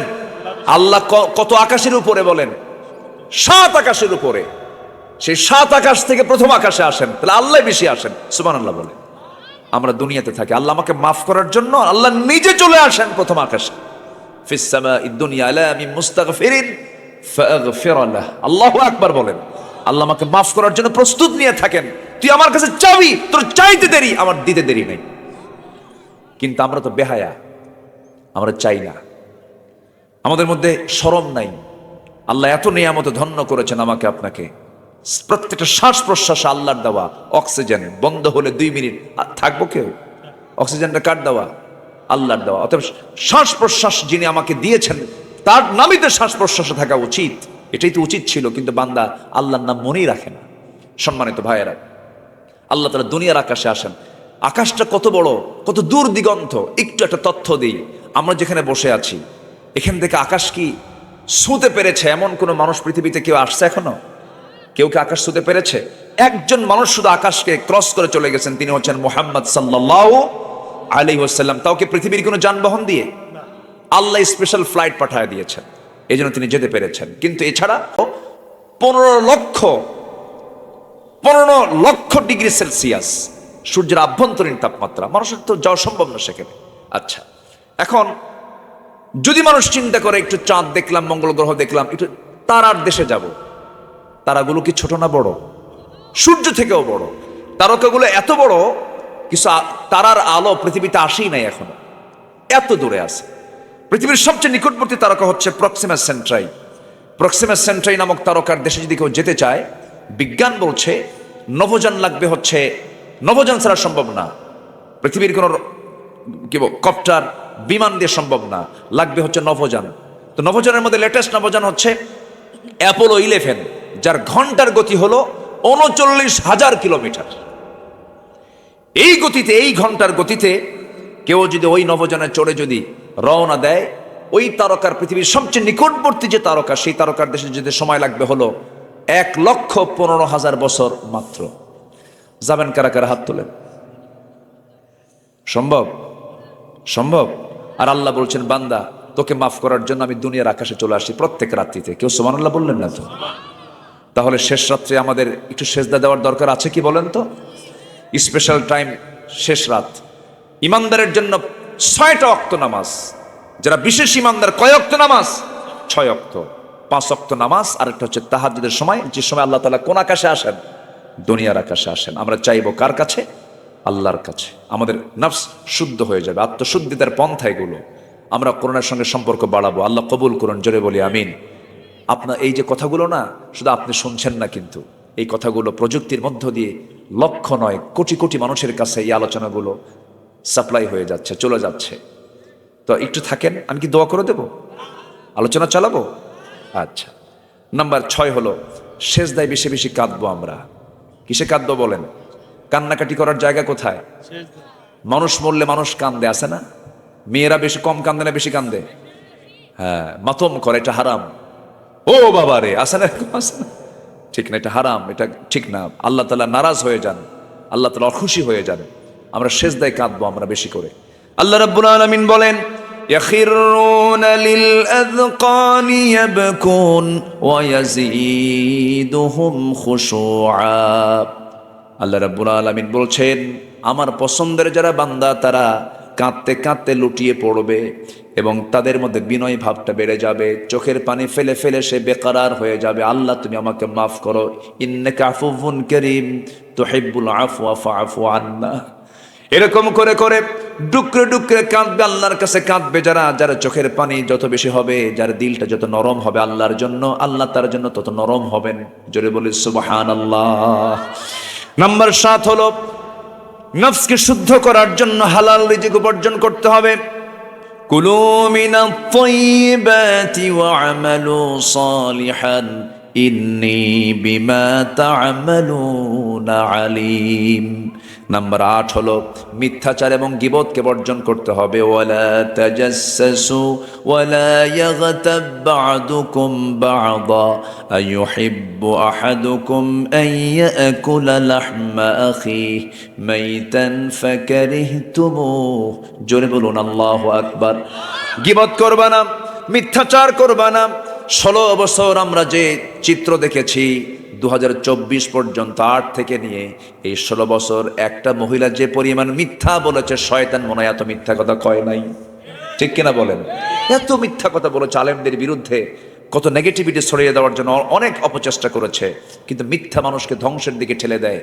যাকে নিয়ে মিথ্যা কথা বলেছে সেই ব্যক্তি 25 বছর আগে বলেছিলেন গাছের গোড়ায় নাড়া দেব, মামু বাড়ি দিল্লি গিয়ে পড়বা। কোথায় গিয়ে পড়ছে? আরো কি সিটি ছিল না, আরো কি শহর ছিল না? পাশেতে কলকাতা ছিল, কলকাতায় যায় নাই। তারপরে কি বলে শ্রীলঙ্কা পড়ে নাই, নেপাল পড়ে নাই, ভুটান পড়ে নাই, আসামের গুয়াহাটি পড়ে নাই, ত্রিপুরার আগরতলা পড়ে নাই, তারপরে কি বলে ওই যে কি বলে রাজস্থান পড়ে নাই, ইউপিতে পড়ে নাই, বোনের বাড়ি লন্ডনে পড়ে নাই, বিয়ে বাড়ি আমেরিকাও পড়ে নাই, সোজা গিয়ে পড়ছে মামু বাড়ি দিল্লি গিয়ে পড়ছে। কেন জানেন? 25 বছর আগে আল্লামা সাইদির মুখ থেকে আল্লাহ পাক এটা বের করে দিয়েছিলেন। আল্লাহ ওলিদের কথাগুলো আল্লাহ পাক বাস্তবে রূপ দিয়ে দেন। যেরকম আলহামদুলিল্লাহ চলে গেছে, আলহামদুলিল্লাহ তো কব আমরা। কম জ্বালান তো জ্বালায় নাই। অত্যাচার কি কম করছে আমাদের উপরে? সবচেয়ে বেশি জুলুমের শিকার হয়েছে আলেম ওলামারা, ঠিক কিনা বলেন? সবচেয়ে বেশি জুলুমের শিকার হয়েছে আলেম ওলামারা। বিশেষ করে আল্লামা সাইদির উপরে যে অত্যাচারটা করা হয়েছে, শতাব্দীর সবচেয়ে শ্রেষ্ঠ মিথ্যাচার এবং সবচাইতে বড় অত্যাচার। কি করা হলো না? একটি সুস্থ মানুষকে ধরে এনে ক্লিনিক্যালি কিলিং করা হলো। দিল্লির প্রেসক্রিপশনে তাকে বিষ প্রয়োগ করে হত্যা করা হয়েছে। বাংলার জমিনে প্রত্যেকটা হত্যার বিচার হতে হবে। হত্যার বিচার চান না আপনারা? আল্লাহ যেন এই দেশে আদালত যেন সুন্দর হয়, আদালত যেন ন্যায় এবং ইনসাফের ভিত্তিতে কায়েম হয়, এমন একটি সুন্দর কল্যাণ রাষ্ট্র আমরা সামনে দেখতে চাই। আমরা অসৎ নেতৃত্ব আর দেখতে চাই না, কোন চোরদের দেখতে চাই না। যারা দেশের টাকা বাইরে লোপাট করেছেন তারা দেশে ফিরতে হলে টাকা ফেরত দিয়ে এরপরে রাজনীতি করতে হবে। সোজা সাপটা কথা। মিথ্যার সাথে আমাদের কোনো সম্পর্ক রাখা যাবে না। আল্লাহ সত্যের সঙ্গে চলার তৌফিক দান করুন, জোরে বলে আমিন। সত্য জান্নাতে নিয়ে যাবে, মিথ্যা কোথায় নিয়ে যাবে? জাহান্নামে নিয়ে যাবে। অহংকার করব না আমরা। নাম্বার 9, নফসের রোগ হচ্ছে অহংকার। নফসের রোগ কি বলেন? অহংকার। অহংকার যখন আপনার ভিতরে আসবে ভাবতে হবে আপনি নাই, আপনি শেষ হয়ে যাচ্ছেন। অহংকার এবং আত্মগরিমা এগুলোকে এড়িয়ে চলতে হবে। আল্লাহ রাব্বুল আলামিন বলেন, ওয়ালা তুসাইর খাদ্দাকা লিন-নাসি ওয়ালা তামশি ফিল আরদি মারহান ইন্নাল্লাহা লা ইউহিব্বু কুল্লা মুখতালিন ফখুর। জোরে বলুন আল্লাহু আকবার। জমিন অহংকার করে চলো না, মানুষকে এড়িয়ে যেও না। গরিব মানুষ হেয় করো না। তোমার প্রতিবেশী একটু গরিব, তোমার বাড়ি রাস্তার ধারে, তোমার বাড়ির পিছনে হচ্ছে একটা গরিবের ঘর, তোমার প্রতিবেশী, কিন্তু একটু গন্ডগোল লাগলেই তুমি তার রাস্তায় হাঁটার জায়গা নাই, তোমার জায়গায় তুমি আছে খোঁটা মারে। হ্যাঁ, হাজী সাহেব খোঁটা মারলেন, আপনার সম্পত্তি বেশি, হাঁটতে দিলেন না। কিন্তু প্রশ্ন করব, বলুন তো, যে খোঁটা মারলেন জমিনটা কার? মাহফিল আল্লাহর, বাড়িতে গিয়ে ওর নিজের। কি ঠিক আছে না? খোঁটা মারলেন, হাঁটতে দিলেন না, ওই বান্দাটা কার? কার বান্দা বলেন? আল্লাহ। এগুলো করা যাবে না। আল্লাহ তুমি বোঝার তৌফিক দিয়ে দাও। হক নষ্ট করা যাবে না। যার যা হক তা বুঝিয়ে দিতে হবে। বোনের সম্পত্তি মেরে খাওয়া ভাই মনে হয় শিবগঞ্জে নাই, আসতে বলে আছে আছে। বনের জমির অংশের ধান বিক্রি করে হজে যায়। কোথায় যায় বলেন? হজে যায়। দেয় না। 12 বছর 15 বছর বাপ মরে গেছে, জমি ভাগ করার কোনো হিসাবই নাই। এমন ভাবে টেকনিকে চলে, বোন কেমন চাবে ফেলে, বোন বলার সাহসই পায় না। আছে না এরকম? আছে না? বাপ নাই মা নাই, একটু বোনের মায়ের বাড়ি যাব, বাপের বাড়ি যাব, ভাইটা আছে, কি ভাষায় কথা বলবো, আবার যাওয়াই বন্ধ হবে, কয়ও না। আবার এমন টেকনিক করে, 2-3 ভরি সোনার একটা চেন নিয়ে আসে, 1 কোটি টাকার সম্পদ, 2-3 লাখ টাকা একটু খরচ করে চেন টেন নিয়ে আসে মক্কা মদিনা থেকে, বলে যে সোনার মদিনা থেকে তোমার জন্য সোনা আনছে আপু, বসো। গলায় ঢুলে দিয়ে বলে, বোন একটা কথা বলি কি, অংশ নিলে কিন্তু ধ্বংস হয়। দেখছেন কত বড় বাটপার? আছে কিনা বলেন, আছে কিনা? এগুলো করা যাবে না। এগুলো করলে নফস মরে যাবে, নফস ধ্বংস হয়ে যাবে। আল্লাহ তুমি বান্দার হক নষ্ট থেকে আমাদেরকে হেফাজত করো, জোরে বলি আল্লাহুম্মা আমিন। নাম্বার 10, আমরা তাকওয়া অর্জন করব। কি অর্জন করব বলেন তো? তাকওয়া। আমার বেঁচে থাকবো সকল হারাম থেকে। তাকওয়া মানে হলো বেঁচে থাকা, সকল হারামকে মাইনাস করে ফেলবো। ওয়াহলালতুল হালাল ওয়া হারামতুল হারাম ওয়া লাম আযিদ আলা যালিকা শাইআন। জান্নাতে যাওয়ার সূত্র হচ্ছে হারামকে বর্জন করব, হালালকে ধরবো, জান্নাত পেয়ে যাবো। আল্লাহ বোঝার তৌফিক দান করুন, জোরে বলি আমিন। তাকওয়া মানে কি দেখেন, আমি বলি একটু, জাস্ট একটা উদাহরণ দিচ্ছি। সাইয়েদনা ওমর ফারুকের নাম শুনছেন তো? ওমর ফারুকের জন্য কয় নাম্বার খলিফা? ভালো করে কন না ভাই, কয় নাম্বার? আচ্ছা এই লোকগুলো যাচ্ছে কেন, যে 2-1 জন করে চলে যাচ্ছে? দোয়া করে দেই, দোয়া করে দেই। এ যাচ্ছেন কেন? একটু বসেন। না বলে চলে যাচ্ছেন কেন? একটু বসেন। আলুর সময় আর ধান কাটার সময় না, এটার একটা ইফেক্ট মাহফিলে পড়েছে। যারা আসছেন অনেক কষ্ট করে বসে আছেন, গ্রামের মানুষ, পরিশ্রমী মানুষ, ক্লান্ত দেহ। আমি খুব বেশি সময় নেব না, আমি আস্তে আস্তে শেষের দিকে আস্তে আস্তে যাচ্ছি। তো ওমর ফারুকের নাম সবাই শুনছেন না? কয় নম্বর খলিফা বলেন তো? আচ্ছা, 4টা খলিফা আমাদের। কয়টা খলিফা বলেন? 4 জন খলিফা। তারা কি দেশ চালান নাই? আজ থেকে তারা কি দেশ চালান নাই? আচ্ছা, সুলাইমান নবীর নাম শুনছেন কিনা? তিনি কি শুধু অঞ্চলের রাষ্ট্রপতি ছিলেন, না গোটা দুনিয়া শাসন করেছেন? তিনি নবীরা দুনিয়া শাসন করেছেন। আমার নবীজি 12 লক্ষ বর্গ মাইলের রাষ্ট্রপ্রধান ছিলেন। 4 খলিফা অর্ধ দুনিয়া শাসন করেছেন। ইউসুফ আলাইহিস সালাম খাদ্যমন্ত্রীর দায়িত্ব পালন করেছেন। কিন্তু আজকে ইসলাম রাষ্ট্রীয় পর্যায়ে পৌঁছুক, যেটা যারা চান না, এটা হচ্ছে মুনাফিকের চিন্তা ছাড়া এমন চিন্তা কেউ লালন করতে পারে না। ওমর ফারুক রাদিয়াল্লাহু তাআলা ছিলেন 2 নম্বর খলিফা।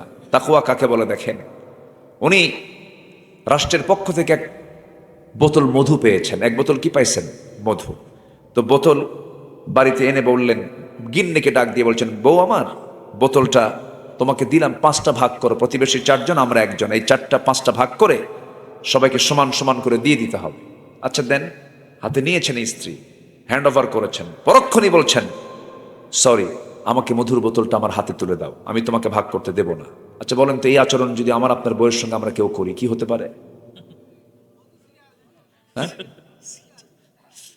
বলেন, একটু বলেন। আপনাদের ভাবসাব দেখে মনে হচ্ছে সবার বাড়িতে রাবেয়া বসে বসে থাকে মনে হয়। লাগবে কিনা বলেন, লাগবে কিনা? লাগবে। কিন্তু ওমর ফারুক কি করলেন? নিয়ে নিলেন। স্ত্রীর মুখে কোনো আওয়াজ নেই। ভদ্রতা, শিষ্টতা, এটা একটা বড় যোগ্যতা। যে কোনো মুহূর্তে আমরা ভদ্রতা নিয়ে চলবো, জোরে বলি ইনশাআল্লাহ। আল্লাহ তুমি এলাকার মাদেরকে শালীন হওয়ার তৌফিক দাও, পর্দায় থাকার তৌফিক দাও, ইসলাম বুঝে মেনে চলার তৌফিক দাও, জোরে বলি আল্লাহুম্মা আমিন। সম্মানিত ভাইয়েরা, আমি তাকওয়াকে বোঝানোর জন্য একটু উদাহরণটা দিতে চাই। ওইদিকে চলে গেছে উনি, এটা নিয়ে প্রতিবেশীর কাছে চলে গেলেন। এক প্রতিবেশীকে ডাক দিয়ে বলেন, প্রতিবেশী দিকে আসো, এই যে মধুর বোতলটা দিলাম, তুমি এটা সমান 5 ভাগে ভাগ করো। 5 ভাগে ভাগ করে 4 ভাগ তোমরা নিয়ে নাও, আর একটা অংশ তুমি আমাকে দাও। তার অংশের মধুগুলো নিয়ে স্ত্রীর সামনে গিয়ে বলছেন, স্ত্রী আমার, আমি তোমাকে দারুণ ট্রাস্ট করি, বিশ্বাস করি, ভালোবাসি। একটাবার আমি তোমাকে অবিশ্বাস করি নাই, কিন্তু তোমাকে মধুভাগের দায়িত্ব প্রথমে দিতে চেয়েছিলাম, কিন্তু ভাবলাম তোমাকে দেব না। এর কারণটা হলো, মধু হলো তরল জিনিস। এই মধু ভাগ করতে নিয়ে সমান সমান তুমি হয়তো করতে পারবে, কিন্তু হাত দিয়ে যখন তুমি এটাকে ভাগ করতে যাবে, তোমার হাতে দুই ফোঁটা হোক, 3 ফোঁটা হোক, 1 ফোঁটা হোক মধু আমাদের অংশে বেশি চলে আসবে। এতটুকু অংশ আমাদের বেশি আসুক এটা চাই নাই মনে করে মধুভাগের দায়িত্ব আমি অন্যের কাঁধে চাপায়া দিয়েছি। যেরকম সুবহানাল্লাহ। এটার নাম তাকওয়া। এটার নাম কি বলেন? তাকওয়া। হক কখনো নষ্ট করা যাবে না। আল্লাহর ভয়টা সর্বক্ষণ দিনের হৃদয়ে লালন থাকতে হবে। ওমরে ফারুকের ইতিহাসগুলো এত সমৃদ্ধ ইতিহাস, ওমরে ফারুকের জীবনগুলো এত সমৃদ্ধ জীবন, তার অনুসরণীয় জীবনগুলো অনেক লম্বা লম্বা কথা। আমার বন্ধু ওমরে ফারুক একদিন ঘোড়া কিনতে গেছেন। কি কিনতে গেছেন বলেন? ঘোড়া কিনতে গেছেন। ঘোড়া কিনতে গিয়ে দামাদামি করে ঘোড়াও কিনেছেন, টাকাও দিয়ে ফেলেছেন, ঘোড়ায় চড়েছেন। কয়েক মাইল যেতে না যেতেই ঘোড়ার 4টা পকেজো হয়ে ঘোড়া বসে গেছে। রেগে গেছেন ওমরে ফারুক, গিয়ে বলছেন, ঘোড়াওয়ালা কি ঘোড়া দিলা? ঘোড়া তো বসে গেছে, 4 পকেজো, টাকা দাও, ঘোড়া নেব না। ঘোড়া বিক্রেতা বলছে, আমিরুল মুমিনিন আল্লাহর কসম করে বলছে আমি আপনাকে সুস্থ ঘোড়া দিয়েছি, আপনার মালিকানায় যাওয়ার পর ঘোড়া অসুস্থ হয়ে পড়েছে। উনি বলছেন, না আমি নেব না, টাকা দাও। কি ঠিক আছে, আপনিও ঠিক আমিও ঠিক, চলেন আদালতে এটার বিচার হবে। একজন সামান্য ঘোড়া বিক্রেতা আদালত দেখায় দিচ্ছে। ওমরে ফারুক মুস্কি হাসি মেরে বলছে, চলো আদালতে যাই। সুবহানাল্লাহ বলবেন না? আইন সবার জন্য, বলেন আইন সবার জন্য সমান। আদালতে চলে গেছেন। আদালতের বিচারপতি কাজী শুরা, আইন সবার জন্য সমান। এই ঘোড়া বিক্রেতা আমার নামে মামলা দিয়েছে, তুমি শোনো, দেখো তো কি রায় চলে আসে। সম্পূর্ণ দুজনের কথাগুলো শুনলেন বিচারপতি। কাজী শুনলেন। সব কথা শোনার পরে এবার কাজী বিচারের রায় দিতে নিয়ে বলছেন, আমিরুল মুমিনিন আপনি আমারও আমির, আপনি আমারও খলিফা, ওরও খলিফা, আমি আপনাকে সম্মান করি, আমি আপনাকে মর্যাদা দেই, কিন্তু আজকের বিচারের রায় আপনার বিরুদ্ধে চলে যাবে। আমি আপনার পক্ষে রায় দিতে পারলাম না, কারণ ইয়াদিলু হুয়া আকরাবু লিত্তাকওয়া, সঠিক ইতিদাল করতে হবে, এটাই হচ্ছে তাকওয়া। আমি আপনার পক্ষে রায় দেব কেমনে? কারণ আপনি আমার সামনে কথা বলছেন, আমি আপনার সঙ্গে কথা বলছি, দুজন কথা বলে বাড়িতে নিরাপদে সুস্থ অবস্থায় ফিরতে পারবো, তার কোনো গ্যারান্টি আছে নাকি? না, তার কোনো গ্যারান্টি নাই। এখন আপনি ঘোড়া কিনেছেন, সুস্থ ঘোড়া আপনাকে বুঝে দিয়েছে, টাকা দিয়েছেন, লেনদেন ক্লিয়ার হয়ে গেছে।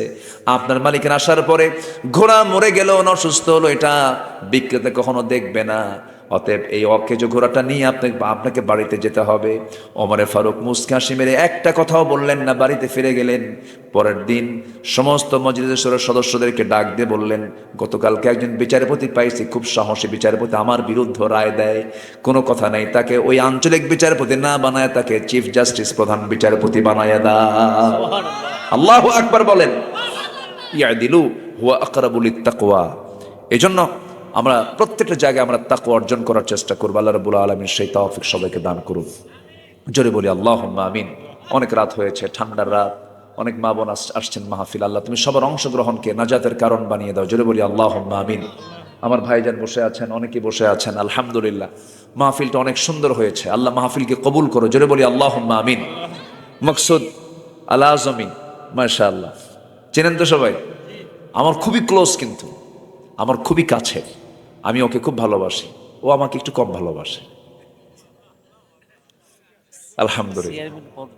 আর এখানে আমি তো জানতাম না, কই পোস্টারটা কই, মানে ইলেকশন করবে না? মাশাআল্লাহ, আলহামদুলিল্লাহ। আল্লাহ সবার নেক মাকসুদকে তুমি আল্লাহ কবুল করো। জোরে বলি আল্লাহুম্মা আমিন। মাকসুদের মাকসুদ পূরণ হোক নাকি? যদি ভালো হয়, যদি ভালো হয়, আল্লাহর কাছে এটা আমরা বলবো ইনশাআল্লাহ। এখানে আরেকজন পদপ্রার্থী আছেন, সবুজ ভাই না? মাশাআল্লাহ, আমরা সবুজ ভাইয়ের জন্য দোয়া করি।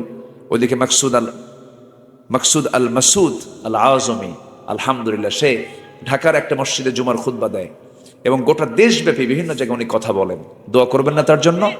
আপনার এলাকার তো সন্তান, দিল থেকে দোয়া করবেন, আল্লাহ যেন ভালো কিছু দেন আমাদেরকে। জোরে বলি আল্লাহুম্মা আমিন। যেটা ভালো সেটাই যেন আল্লাহ পাক আমাদেরকে দেন, আল্লাহ কবুল করুন। জোরে বলি আল্লাহুম্মা আমিন। তো আমি আর কথা না বাড়ায় আমরা দোয়ার দিকে আস্তে আস্তে চলে যাব। আমরা চাইবো কার কাছে বলেন তো? আল্লাহর কাছে। সবাই নামাজের মতো করে একটু বসি, নামাজের মতো করে বসে আমরা আল্লাহর কাছে চাবো ইনশাআল্লাহ। আল্লাহ আমার রব, এই রবি আমার সব, দমে দমে তনু মনে তারি অনুভব।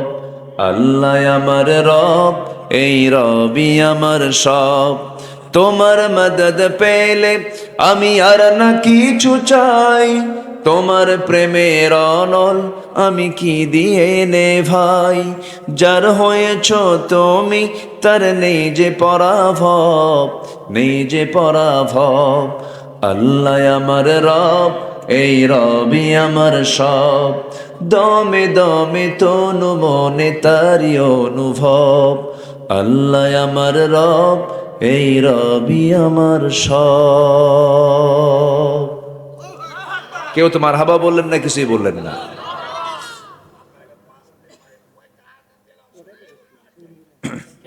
মাশাআল্লাহ, একটু বসেন। আমরা আমার কণ্ঠের অবস্থা মাঝখানে 24শে নভেম্বর থেকে 29শে নভেম্বর পর্যন্ত এই 6 দিন আমি মঞ্চে উঠে শুধু 10 মিনিট বসে থাকছি, কথাই বলতে পারিনি, কণ্ঠ বসা ছিল একদম, ভোকাল অফ, বুকে কফ। ডাক্তার বলে ঘুমান, আর কমিটি কয় ওয়াজ করে। মাঝখান দিয়ে বললাম আল্লাহ তুমি যা করো, যাব মাহফিলে। মাহফিলে আসছি, ওই কথা বলতে পারিনি, বুঝেছে কমিটি তো বুঝে। এর আগেও বহুদিন আগে একবার শিবগঞ্জের কোন একটা মাহফিলে কথা বলতে পারিনি, হ্যাঁ মোড়াইল না কোথায় যেন, কথা বলতেই পারিনি, হয়নি কথা, কথা বলতেই পারিনি। হয় কণ্ঠ বসে যায় না, বুকে কফ থাকলে কি কণ্ঠ বসে না এরকম? আপনার সবার জীবনে এরকম হয় না? আমি তো মানুষ, আমারও হতে পারে, আপনারও হতে পারে। আল্লাহ যেন আমাদের দিনের কথা বলার জন্য যে ফিটনেস, আল্লাহ যেন সে ফিটনেস যেন আল্লাহ পাক আমাদেরকে রেখে দেন, জোরে বলি আল্লাহুম্মা আমিন। যাই হোক, যতটুকু হয়েছে, আমি আজকে একটু মানে আমার বডিটা এখনো ফেভারে নেই, প্রত্যেকদিন অ্যান্টিবায়োটিক এখনো চলছে। যতটুকু হয়েছে আমরা একটু বলে ফেলি আজকের মতো আলহামদুলিল্লাহ, জোরে বলি আলহামদুলিল্লাহ। সবাই বলে সুবহানাকা আল্লাহুম্মা ওয়া বিহামদিকা আশহাদু আল্লা ইলাহা ইল্লা আনতা আস্তাগফিরুকা ওয়া আতুবু ইলাইকা। জি জি, একটা প্রসঙ্গ, একদম জীবন মৃত্যুর সন্ধিক্ষণে এখন আছেন এদেশের সফল একজন সাবেক প্রাইম মিনিস্টার, যদিও মহিলা মানুষ, বেচারি যে যেটাই বলুক, সারা জীবন কিন্তু তার ত্যাগ ছাড়া আমি কিছু দেখি না। অল্প বয়সে স্বামী হারিয়েছেন, আবার সন্তানটাও হারাইছেন, জেল খাটতে খাটতে তার জীবনটাই চলে গেল, যুদ্ধ করতে করতে সব কিছু চলল। এখন এই দেশের সংকটকালে, দেশের তো একজন সাবেক বড় একজন দায়িত্বশীল ছিলেন তিনি, তার থাকারও দরকার আছে। সার্বিক মিলে অ্যাজ এ মুসলিম হিসেবে আরেকজন মুসলমানের জন্য দোয়া করার দরকার আছে না নাই বলেন তো? আচ্ছা, দোয়া চেয়েছেন আমরা সেই সাবেক প্রধানমন্ত্রীর জন্য, আমরা দোয়া করি আল্লাহ তুমি তাকে সিহাতে কুল্লিয়া দান করো, সুস্থতা নিয়ে আমাদের মাঝে ফিরে আসার তৌফিক দিয়ে দাও। সম্মানিত ভাইয়ের, আসুন আমরা আল্লাহর কাছে চাবো, আল্লাহর কাছে প্রার্থনা করব, দিল থেকে চাবো। আমরা চাইবো কার কাছে? আল্লাহর কাছে। মাকসুদ তুমি দোয়া করে দাও, তোমার দাড়ি আমার চেয়ে বেশি, দোয়া করে দাও তুমি। মাশাআল্লাহ, মনে করে তামাম জিন্দেগির গুনাহগুলো মাফ করে দাও। জনম দুঃখিনী মা, জনম দুঃখী বাপ জান যারা দুনিয়া থেকে বিদায় নিয়েছেন, জিন্দেগির গুনাহগুলো মাফ করো, কবরগুলোকে জান্নাতের টুকরা বানায়া দাও। আব্বা আম্মার জন্য কি দোয়া তাও শিখিয়ে দিয়েছো, রব্বির হামহুমা কামা রব্বায়ানি সগীরা। আল্লাহ তাআলা বিশেষ করে মাহফিলটার আয়োজন যারা করলেন, শোনার জন্য যারা আসলেন, বিনিময়ে কিয়ামতের কঠিন ময়দান যেদিন কেউ কাউকে চিনবে না, সেই কঠিন মুসিবতের দিন এই মাহফিল সবার জন্য নাজাতের মাধ্যম বানায় দিও আল্লাহ। ও আল্লাহ, তোমার বান্দাগুলো কিনে এমন সময় হাত তুলেছি যে সময় দোয়া কবুলের সময় যার যা প্রার্থনা তুমি আল্লাহ দয়া করে কবুল আর মঞ্জুর করে নাও। তোমার বান্দাগুলো কিনে হাত তুলেছি, মেহেরবানি করে ফিলিস্তিনকে তুমি আল্লাহ মুসলমানদের হাতে পূর্ণভাবে তুলে দাও, বাইতুল আকসাকে তুমি আল্লাহ মুসলমানদের হাতে তুলে দাও, কাশ্মীরকে মুসলমানদের হাতে তুলে দাও। 180 কোটি মুসলমানের দুনিয়ায় তুমি একটা অমর তুমি আল্লাহ পাঠায়া দাও। সকল ষড়যন্ত্র থেকে বাংলার জমিনকে তুমি আল্লাহ হেফাজত করো। আল্লাহ গো, তোমার জমিনে তোমার কোরআনের রাজ কায়েম হয়েছে এমন দৃশ্য দেখার তৌফিক দিয়ে দাও। বাংলার জমিনকে কোরআনের জন্য কবুল আর মঞ্জুর করে নাও।